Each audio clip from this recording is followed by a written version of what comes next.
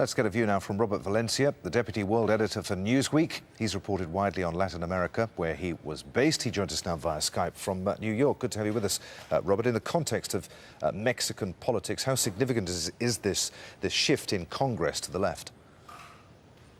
Well, first of all, thank you for having me in your show.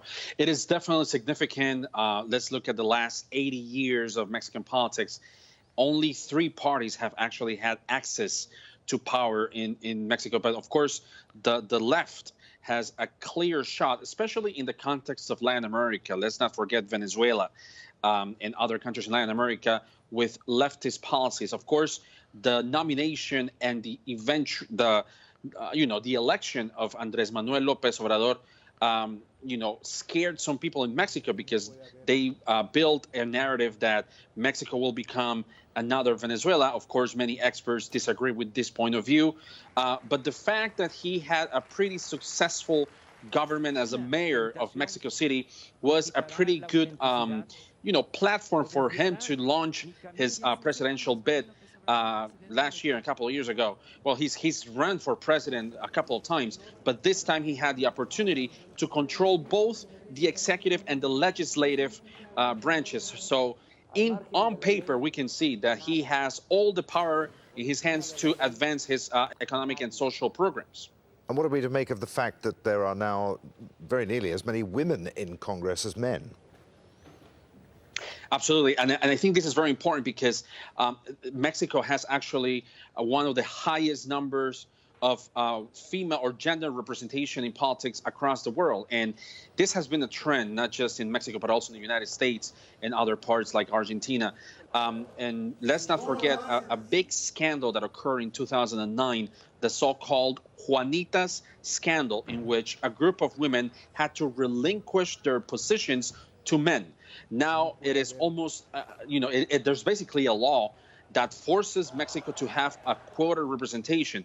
And as we've heard from the report, it remains to be seen whether women can advance their policies, but it's certainly an important advancement in the right direction. So we heard how people in Mexico are fed up with politicians and the excesses of political life. How do you describe Mexico's political class right now and how it's changing? Well, the fact that AMLO, as Andrés Manuel López Obrador is also known as, he was basically building his platform from a populist point of view. He is considered another Trump in the sense that he wants to spur production and local competitiveness. And that involves the disadvantaged population of Mexico, and he wants to reduce poverty levels.